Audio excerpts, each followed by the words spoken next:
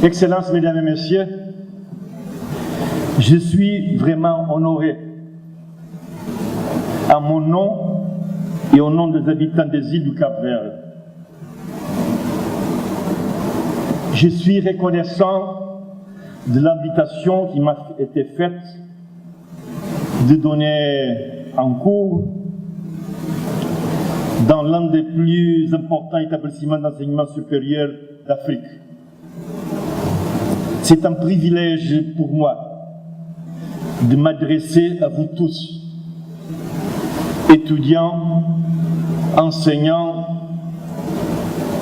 collaborateurs, employés et enfin à tous les habitants de cette magnifique maison de la connaissance qui est l'université Cheikh Anta Diop.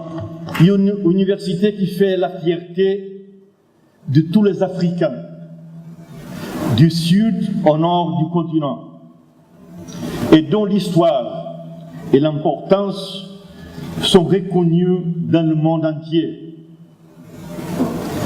Une université où de nombreux étudiants capverdiens de ma génération et des étudiants plus âgés ont également passé.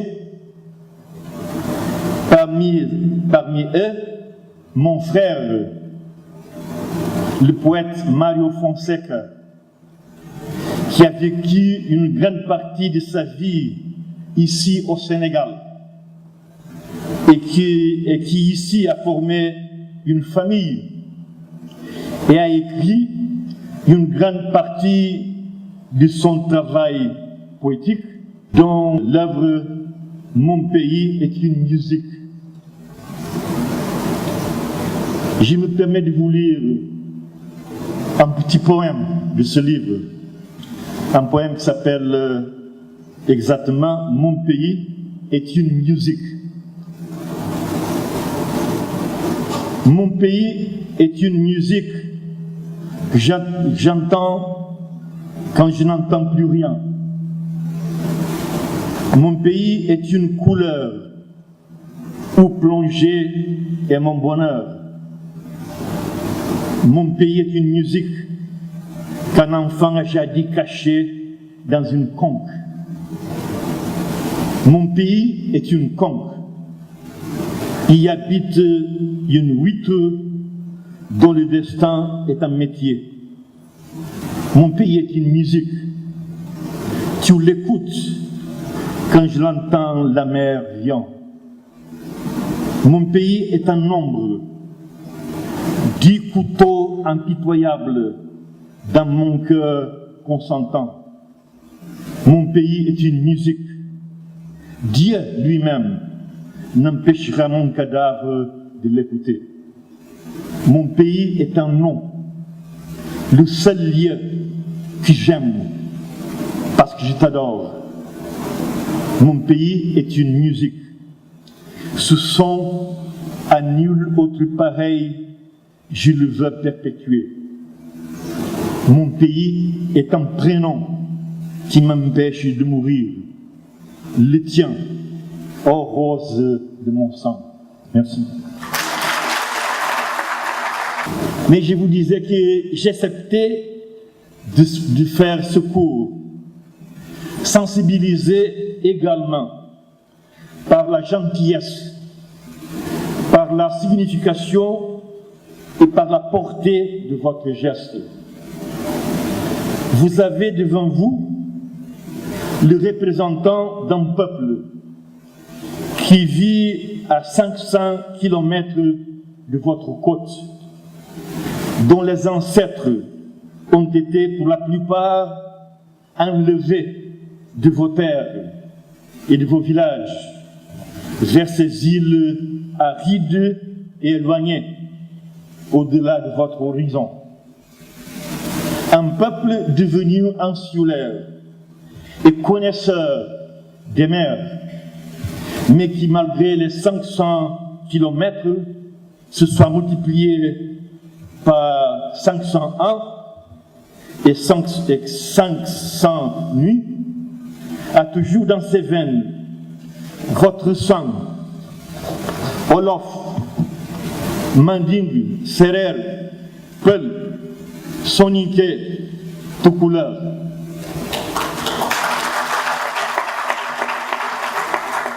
Nous sommes un peuple fier de l'héritage de cette géographie affective, des couleurs et des sons, des sentiments continentaux vibrants que nos grands-parents communs ont emportés avec eux quand ils sont partis d'ici. Bien que le Cap-Vert fasse partie de ce continent ancien et riche, bien avant le Brésil, les Antilles ou l'Amérique du Nord, nous ne pouvons pas oublier que nous sommes aussi la première destination de la diaspora africaine. Néanmoins, nous ne pouvons pas non plus oublier l'origine du nom de notre pays, les îles du Cap-Vert, dont le Cap est le point le plus occidental de votre côte, comme les ont appelés les premiers navigateurs portugais. Nos plages ont été le sol des premières larmes versées par des femmes, des hommes et des enfants arrachés à ce continent. Nos îles, le sentier des premiers pas en direction de la nouvelle vie qui commencerait, qu'il faudrait commencer. Et notre présence aujourd'hui dans cette très noble université qui perpétue le nom de l'un des plus grands intellectuels que notre continent ait jamais eu, présence, et je dis, intégrée dans le programme de notre visite officielle dans votre pays, permet de minimiser cet indélébile et étrange sentiment d'orphelin que ressentent tous les hommes capverdiens lorsqu'ils regardent vers le continent. Monsieur le recteur, messieurs les ministres, mesdames et messieurs les ambassadeurs, chers amis et frères, au fil du temps, nous avons persévéré, mélangé avec des Portugais, des Mandingues, des Espagnols, des Serrères, des Génois, des Olofs, des Peuls, des Juifs. Nous avons résisté au soleil inclément de l'isolement atlantique, aux famines, à l'abandon et la fureur des éléments. Et dans le sillage du vent chaud de l'histoire, nous avons commencé à émerger comme l'herbe après les pluies, comme un peuple ayant sa propre identité culturelle dans cet espace maritime de passage et assoiffé de trouver son propre destin dans les voies du monde. Et c'est ainsi que des douzaines de générations plus tard, au début du XXe siècle, nous avons commencé à débarquer sur les mêmes rives que nos ancêtres communs, des siècles plus tôt, venus sur des petites goélettes et sur des falcons à voile. Nous avons apporté avec nous une nouvelle langue, une nouvelle façon de marcher et de regarder la mer, des chants et des rythmes forgés dans la saveur des vagues et des chemins escarpés de nos pentes. Mais si quelqu'un, par hasard, regardait au fond de nos yeux, peut-être il allait dévoiler la vieille nostalgie d'un baobab, autant dans la savane, ou la réverbération des eaux du fleuve Sénégal dans la matinée lumineuse. Chers amis, mesdames et messieurs, à partir des années 20 du XXe siècle, fuyant la sécheresse, la pauvreté, la faim et l'abandon du régime colonial portugais, nous avons été accueillis à bras ouverts par vous, hommes et femmes de la terre sénégalaise, qui nous ont immédiatement accueillis dans votre société, dans votre famille, comme recevant un parent qui revient, oui, après un long voyage. Nous sommes venus en tant que main-d'œuvre, bien sûr, maçons, charpentiers, domestiques, et 30 ans plus tard, à la fin des années 50, notre petite communauté était déjà bien établie, enracinée dans vos coutumes et entrée dans d'autres professions. Le commerce, salon de coiffure, mécanicien, navigation, homme d'affaires, etc.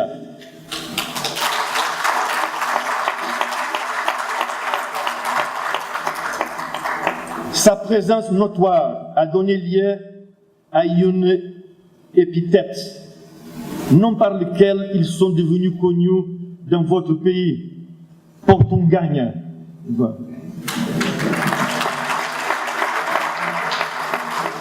Pour sa part, le nom de votre belle capitale, Dakar, fait également partie de notre lexique et de notre géographie humaine, ainsi que de nos chansons et de notre mal du pays. Beaucoup de ceux qui sont ici aujourd'hui ont certainement entendu parler de notre musique, l'ont déjà écoutée et savent peut-être même comment prononcer le nom de notre diva, Cesária Évora.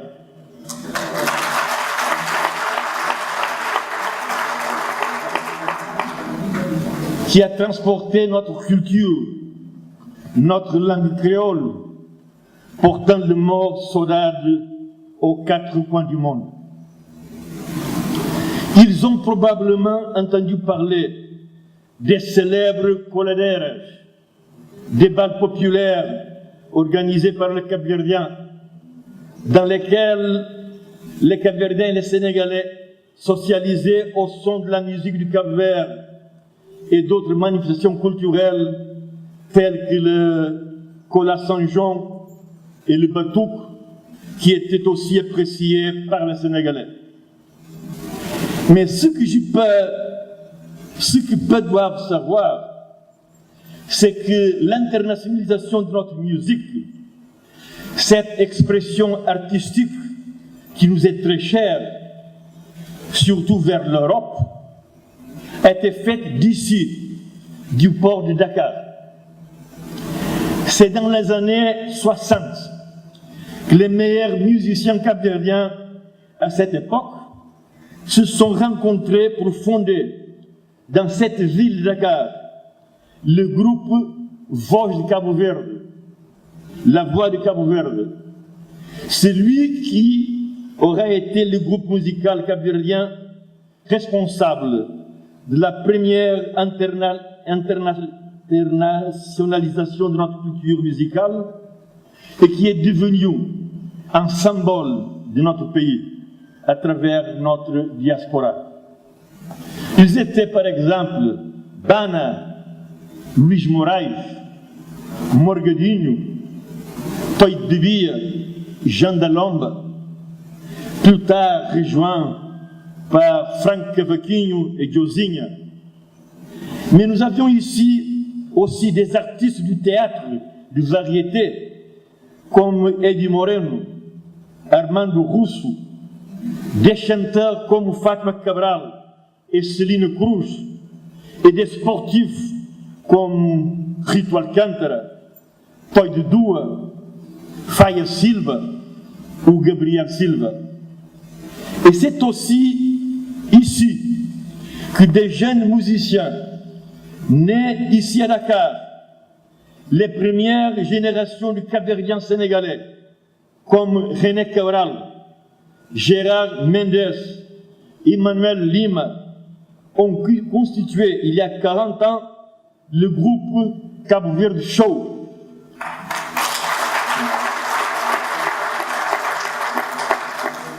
Qui a introduit pour la première fois les synthétiseurs dans nos Morna, Coladeira et Funana, apportant une touche de modernité.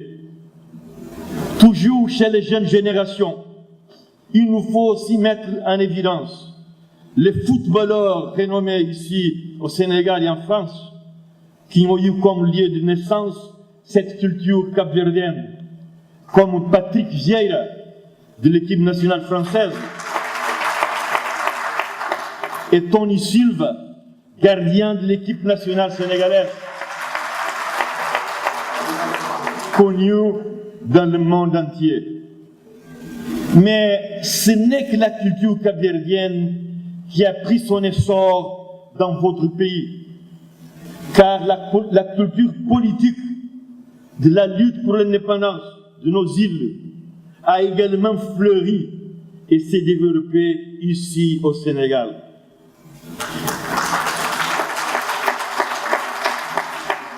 Des militants tels que Gabriel Fonseca, Paul Faria ou Augusto Couto ont été impliqués dans les premiers mouvements politiques.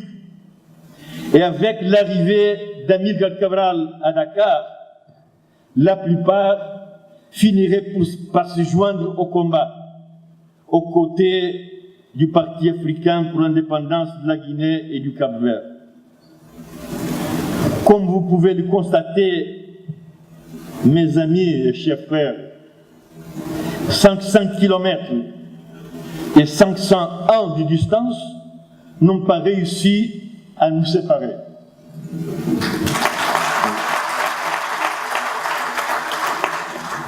De telle sorte qu'au début de ce 21e siècle, des milliers de jeunes hommes et femmes sénégalais sont la deuxième plus grande communauté d'Africains continentaux à résider dans notre pays. Comme nous, au début du siècle dernier, vos citoyens arrivent chez nous tous les jours, apportant leur langue, leur gastronomie, leur musique et leurs coutumes dans une nouvelle rencontre avec l'histoire et enrichissant notre société. Mesdames et messieurs, le peuple sénégalais et le peuple capverdien, en plus d'être aujourd'hui dispersés dans le monde, dans leur recherche constante du bonheur et du bien-être, partagent également des principes et des valeurs démocratiques légués par leurs politiciens et intellectuels. Le défi du développement durable et de la pleine démocratie sont également des objectifs qui guident ces dirigeants. Le Cap-Vert et le Sénégal peuvent être fiers d'être distingués aujourd'hui comme deux démocraties de premier plan dans les 55 pays de notre continent, ainsi que de voir aussi reconnu leur grand effort pour améliorer les conditions de vie de leur population. Comme nous l'avons déjà mentionné, dans le cas du Cap-Vert, mon pays, l'indépendance nationale a donné lieu à un ensemble de mesures, principalement économiques, dont l'objectif principal était de garantir l'autosuffisance et l'approvisionnement des populations en biens de première nécessité.